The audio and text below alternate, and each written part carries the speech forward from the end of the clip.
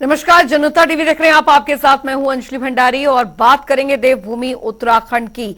इससे जुड़ी बड़ी खबर आ रही है। आपको बता दें, बागेश्वर के लिए कांग्रेस ने कसी कमर। जी हां, ये इस वक्त की बड़ी खबर। बागेश्वर के लिए कांग्रेस ने अपनी तैयारियां जो है वो यहां पर पूरी कर ली है।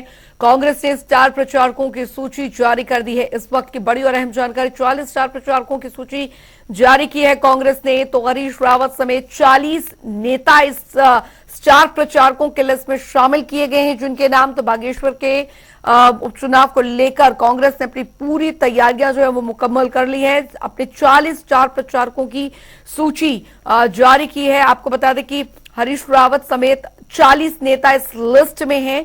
तो बागेश्वर के लिए कांग्रेस ने अपनी कमर कस ली है। ये इस वक्त की बड़ी खबर। कांग्रेस ने स्टार प्रचारकों की जो सूची है वो फिलहाल जारी की है और हरीश रावत समेत 40 नेता इसमें शामिल हैं, जो कि प्रचार प्रसार करते दिखेंगे।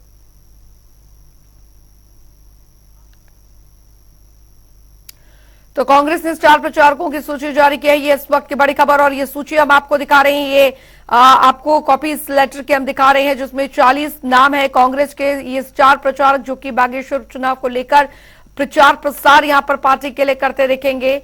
तो फिलहाल बता दें कि कांग्रेस ने अपने स्टार प्रचारकों के 40 नाम इसमें, कांग्रेस के दिग्गज नेताओं के नाम इसमें शामिल हैं, जो कि बागेश्वर में आपको बता दें कि चुनावी प्रचार प्रसार करते दिखेंगे। इस वक्त की बड़ी खबर आपको बता रहे हैं बागेश्वर चुनाव को लेकर। दरअसल बागेश्वर चुनाव को लेकर सरगर्मियां जो हैं वो काफी तेज है। चलिए अब रुक करेंगे 2 मिनट में 10 बड़ी खबरों की और फटाफट अंदाज में। तेजस बने सबसे कम उम्र के शतरंज खिलाड़ी सीएम धामी ने तेजस को किया सम्मानित, कहा उत्तराखंड के लिए एक गर्व की बात।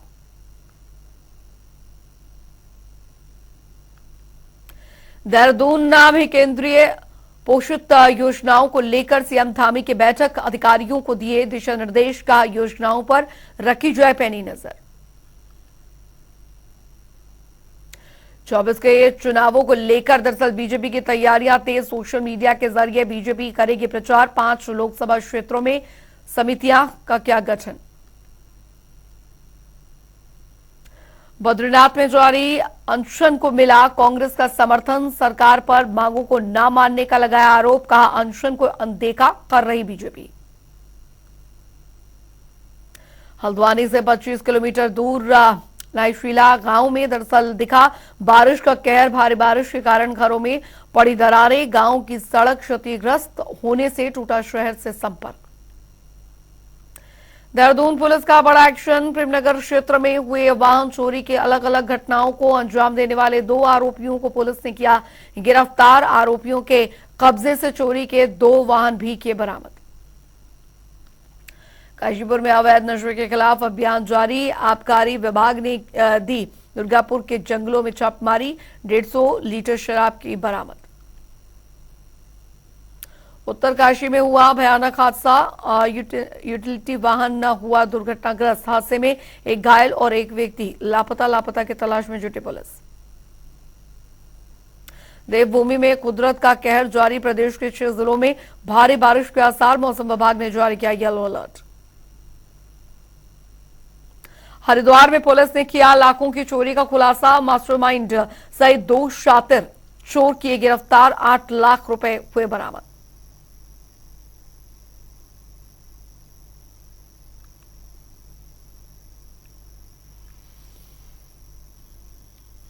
चलिए खबरों में आगे बढ़ेंगे। बता दें आपको कि हल्द्वानी में भाजपा ने नव मतदाता चेतना अभियान की शुरुआत की है, जिसमें कि प्रदेश प्रभारी दुष्यंत गौतम और प्रदेश अध्यक्ष महेंद्र भट्ट, पार्टी संघ अन्य पदाधिकारियों ने शिरकत की। इस दौरान पार्टी के पदाधिकारियों ने चुनाव से जुड़े जरूरी दिशा निर्देश दिए गए। बता दें कि दुष्यंत गौतम ने बताया कि 24 और 25 अगस्त को पूरे प्रदेश में पार्टी के कार्यकर्ता घर घर जाकर मतदाता पहचान पत्र का वोटर लिस्ट से मिलान करेंगे। इसके साथ ही नए मतदाताओं के पहचान पत्रों के फॉर्म भरकर मदद की जाएगी। देखिए, भारतीय जनता पार्टी ने इस बार वोटर चेतना अभियान चलाया है। अभी तक सरकारी एजेंसियां, एनजीओ, इनके माध्यम से जन जागरण करते हुए सबका वोट बने, सबका मतदान हो, इस विषय के कार्यक्रम चलते थे। देश की सबसे बड़ी राजनीतिक पार्टी होने के नाते हमारे राष्ट्रीय नेतृत्व ने तय किया है कि कोई भी व्यक्ति जिसकी उम्र 18 वर्ष हो चुकी है उसका मत बन जाए। इस भाव के साथ कार्यकर्ता सभी बूथों पर जाएंगे और हमने तय किया कि प्रत्येक विधानसभा 10,000 नए मतदाता बने। कई बार मतदाता में त्रुटियां होती हैं, पते की त्रुटि होती है, इन सबको ठीक कराने के लिए फॉर्म नंबर 6, 7, 8 उनमें सब प्रकार के संदर्भ में हमारे कार्यकर्ता सहभागी बनेंगे। उधर कांग्रेस नेता हरीश रावत ने बयान देते हुए कहा है कि राहुल गांधी 2024 का लोकसभा चुनाव वायनाड से भी लड़ेंगे। ये टिप्पणी उत्तर प्रदेश कांग्रेस अध्यक्ष अजय राय के उस बयान के ठीक एक दिन बाद आई है जिसमें उन्होंने कहा था कि राहुल गांधी अगले साल का आम चुनाव जो है वो निश्चित रूप से अमेठी से लड़ेंगे। हरीश रावत ने दरअसल कहा है कि अमेठी राहुल गांधी की स्वाभाविक सीट है, लेकिन कांग्रेस सांसद वायनाड से भी चुनाव लड़ेंगे क्योंकि उन्होंने संकट के समय उनका समर्थन किया था। उत्तर प्रदेश कांग्रेस कमेटी के नवनियुक्त अध्यक्ष को बहुत बधाई। और उन्होंने जो वहां की जनभावना है, अमेठी की जनभावना है, उत्तर प्रदेश की जनभावना है, उसको व्यक्त किया। उत्तर प्रदेश अपने रिश्ते को स्थापित करना चाहता है, अमेठी अपने रिश्ते को फिर से स्थापित करना चाहती है। स्वाभाविक स्थल है अमेठी गांधी नेहरू परिवार का और राहुल गांधी जी का। हाँ, वायनाड के लोगों ने एक कठिनाई के मौके पर उनका साथ दिया है। अभी जिस तरीके से राहुल गांधी जी की सदस्यता समाप्त की गई और वायनाड की जनता राहुल गांधी जी के पीछे आकर के खड़ी हुई सड़कों पर निकल पड़ी, तो राहुल गांधी जी दोनों जगहों से भी लड़ सकते हैं। कोई कानूनी प्रतिबंध तो है नहीं। हाँ, ये हो सकता है कि राहुल गांधी जी के लड़ने की संभावना देख करके जिस प्रकार से सुप्रीम कोर्ट के जजमेंट को नलीफाई करने के लिए दिल्ली के लिए नया बिल लाया गया, कोई ऐसा बिल ले आए इस शीतकालीन सत्र में, ये तो संभव है सरकार, ताकि राहुल गांधी जी को लड़ने से रोका जा सके। अन्यथा राहुल जी दोनों जगहों से भी लड़ सकते हैं और दोनों जगहों की जनता जो है खुशी खुशी उनका स्वागत करेगी। और फिर अमेठी के लोग अपने पुराने रिश्ते को फिर से पुनर्स्थापित करना चाहते हैं। और कांग्रेस का राहुल गांधी जी का परंपरागत रिश्ता है, स्वाभाविक रिश्ता है। एक उस रिश्ते को एक हार न तोड़ सकती है, न उसको समाप्त कर सकती। उधर बागेश्वर उपचुनाव को लेकर भाजपा ने अपने स्टार प्रचारकों की लिस्ट जारी कर दी है। वहीं दूसरी ओर कांग्रेस प्रदेश अध्यक्ष करण माहरा समेत कांग्रेस के बड़े नेता इस समय बागेश्वर में मौजूद हैं और अपने प्रत्याशी के पक्ष में वोट की अपील कर रहे हैं। बागेश्वर उपचुनाव को लेकर भाजपा का साफ तौर पर कहना है कि बागेश्वर का चुनाव मुख्यमंत्री पुष्कर सिंह धामी के नेतृत्व में लड़ा जा रहा है और वहां से बीजेपी प्रत्याशी पार्वती देवी रिकॉर्ड तोड़ मतों से जीत हासिल करेंगी। तो वहीं कांग्रेस का कहना है कि पिछले 4 चुनावों में बागेश्वर में बीजेपी ने जीत हासिल की है, लेकिन क्षेत्र का विकास शून्य है और इस बार बागेश्वर की जनता ने परिवर्तन का मन बना लिया है। बागेश्वर के चुनाव को लेकर कांग्रेस पार्टी शुरू से ही बहुत गंभीर है। हमने सभी 180 बूथों का जो है पुनर्गठन किया। सभी फ्रंटल संगठनों के प्रदेश अध्यक्षों ने वहां पर कैंप किए हैं और सभी संगठनों का पुनर्गठन किया गया है। प्रदेश अध्यक्ष करण माहरा 3 बार वहां पहले दौरा कर चुके हैं और अभी वहां पर लगातार कैंप कर रहे हैं। निश्चित रूप से जो बागेश्वर का उपचुनाव है, भारतीय जनता पार्टी उसे रिकॉर्ड वोटों से जीतेगी। जिस तरह से उत्तराखंड के विकास के लिए माननीय पुष्कर सिंह धामी जी के नेतृत्व में स्वर्गीय चंदन रामदास जी ने उस क्षेत्र में जो अद्वितीय काम किए हैं और जो उनकी कार्यशैली से लोग उनके प्रशंसकों की जो संख्या है, निश्चित रूप से पार्वती देवी इस समय रिकॉर्ड बनाएगी और कांग्रेस पार्टी चारों खाने चित हो। निश्चित रूप से जो बागेश्वर का उपचुनाव है, भारतीय जनता पार्टी उसे रिकॉर्ड वोटों से जीतेगी। जिस तरह से उत्तराखंड के विकास के लिए माननीय पुष्कर सिंह धामी जी के नेतृत्व में स्वर्गीय चंदन रामदास जी ने उस क्षेत्र में जो अद्वितीय काम किए हैं और जो उनकी कार्यशैली से लोग उनके प्रशंसकों की जो संख्या है, निश्चित रूप से पार्वती देवी इस समय रिकॉर्ड बनाएगी और कांग्रेस पार्टी चारों खाने चित हो। वो कितने भी इकट्ठे हो जाए, वो सारे जितने भी पहलवान है वो पहलवान नहीं है, वो सारे जो हैं वो हमारी जो पार्वती देवी है, उनका जो स्वरूप है, पार्वती का स्वरूप इस समय देखने को मिलेगा और निश्चित रूप से वो विजय प्राप्त करेंगी। उधर बागेश्वर उपचुनाव को लेकर बीजेपी कांग्रेस के साथ ही सपा के प्रत्याशी ने भी अपना नामांकन दाखिल कर दिया है। सपा ने बागेश्वर उपचुनाव को लेकर भगवती प्रसाद को चुनाव मैदान में उतारा है और प्रदेश महासचिव अतुल शर्मा ने जानकारी देते हुए बताया कि सपा क्षेत्रीय मुद्दों को लेकर चुनावी मैदान में उतरी है। इसके साथ ही उन्होंने कहा कि हम बागेश्वर सीट को ओबीसी घोषित करवाना चाहते हैं। जिस तरह से उत्तराखंड में उत्तरकाशी प्रतापनगर सीटें ओबीसी घोषित की गई हैं, उसी तरीके से बागेश्वर की सीट को भी ओबीसी की श्रेणी में लाया जाए। समाजवादी पार्टी बागेश्वर उपचुनाव में क्षेत्रीय मुद्दों को लेकर उतरी है। जैसे कि सबसे पहले तो हम बागेश्वर सीट को जो है ओबीसी घोषित करवाना चाहते हैं। जैसे उत्तरकाशी को इन्होंने ओबीसी सीट घोषित कर दिया है और प्रतापनगर को ओबीसी कर दिया है, क्योंकि बागेश्वर में अगर ओबीसी सीट घोषित होती है तो उसमें 27% आरक्षण का ब्राह्मण, क्षत्रिय, इन्हें सबको लाभ मिलेगा। तो आज इन लोगों को तो कोई लाभ ही नहीं मिल रहा है आरक्षण का। और सबसे पहला मुद्दा तो हमारा ये होगा रोजगार का, कि बागेश्वर में जो है मिनी सिडकुल बनाया जाए, जिससे लघु उद्योगों को वहाँ पे बढ़ावा दिया जाएगा, तो लोगों को रोजगार का ज़्यादा महत्व मिलेगा।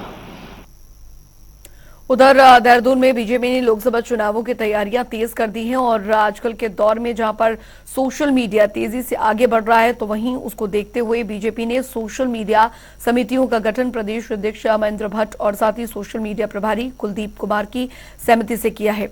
इन समितियों का गठन 5 लोकसभा क्षेत्रों के लिए किया गया है।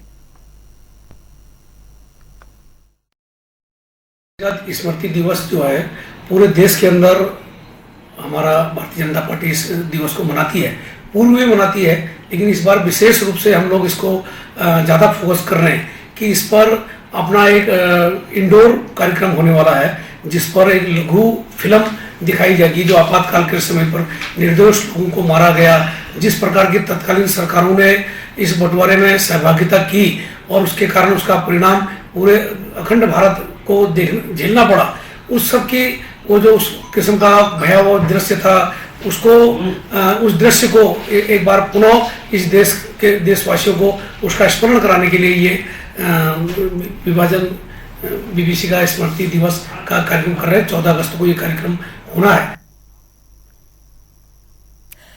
बढ़ेंगे आगे, आपको बता दें कि उत्तराखंड देवभूमि में कुदरत का लगातार जो कहर है वो जारी है। लोगों को इंतजार है उस दिन का जब एक बार फिर से धूप खिलेगी, लेकिन उससे पहले ही देहरादून के 6 जिलों में बारिश का अलर्ट जारी किया गया है। कुमाऊं के नैनीताल और साथ ही बागेश्वर में भी भारी बारिश के आसार जताए गए हैं। तो वहीं मौसम विभाग ने दोनों जिलों में येलो अलर्ट जारी किया है और लोगों से घरों में रहने की अपील की है।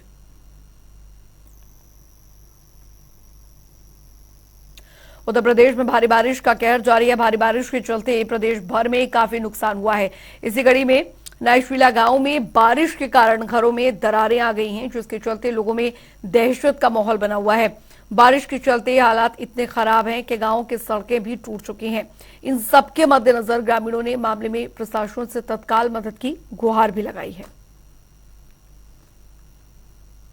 नाइसेला का एक मैटर मेरे संज्ञान में आया है, जहां कोई रोड कटिंग की वजह से किसी प्रकार का डैमेज आवासीय भवनों को रिपोर्ट हुआ है। उसमें एक टीम प्रशासनिक अधिकारियों की और रोड एजेंसीज की हम बनाकर भेज रहे हैं। पूरा जो उसका नुकसान है उसका असेसमेंट भी करवाया जाएगा, जो नियमानुसार कॉम्पनसेशन हो सकता है वो भी दिया जाएगा। साथ ही संबंधित रोड एजेंसीज के माध्यम से क्या सुरक्षात्मक उपाय उक्त सड़क में किए जा सकते हैं उसका सर्वे भी कराया जाएगा। ये नाइसेला तोक जुगानी है, तो इसमें जो ब्लास्टिंग हुई ना, पहले रोड बनी है, रोड को बिल्कुल जिलेबी की मोड़ पे काट दिया इनने और इसमें स्लाइडिंग बहुत ज़्यादा हो रहा है। परंतु अभी तक यहाँ पर कोई न अधिकारी आया न कुछ आया। मकाने पूरी दरार आ गई हैं, मकाने भी हो गए हैं, क्षतिग्रस्त हो गए, क्योंकि इसमें ऐसा हो गया कि जीर्ण शीर्ण हो गया कि मकान रहने लायक नहीं है। बारिश बहुत ज़्यादा हो रही है, कि देवी दावता हो रही है, तो इसमें कुछ तो गवर्नमेंट की तरफ से सहायता मिलनी चाहिए। हम तो ये कह रहे हैं कि जो परिवार यहाँ पर रहते हैं उनको यहाँ पर सहायता मिलनी चाहिए, सरकार की तरफ से कोई कुछ आपदा में कुछ मिलनी चाहिए, सहायता मिलनी चाहिए, क्योंकि रहने के लिए मकान नहीं है। ये इतनी बारिश हो रही है, लगातार बारिश होने से मेरे नए मकान में दरारें पड़ चुकी हैं। परिवार में 3 लड़की और घरवाली होगी, माँ और मैं। घर में रात में रहने को डर लगता है और लड़का मेरा बाहर रहता है। सरकार से क्या हमारे रहने की व्यवस्था की जाए कहीं पर। उधर उत्तराखंड में खराब मौसम और भारी बारिश के चलते राजधानी देहरादून सहित पूरे प्रदेश में डेंगू का खतरा बढ़ने लगा है। पिछले दिनों की तुलना में ज्यादा मरीज अस्पताल पहुंचने लगे हैं, जिस पर स्वास्थ्य मंत्री धन सिंह रावत ने जानकारी देते हुए बताया कि संबंधित विभागों की समीक्षा की जा रही है। जिलों और कस्बों में बड़े पैमाने पर छिड़काव किया जा रहा है। साथ ही 198 डेंगू के मरीजों में से 160 मरीज ठीक होकर घर जा चुके हैं।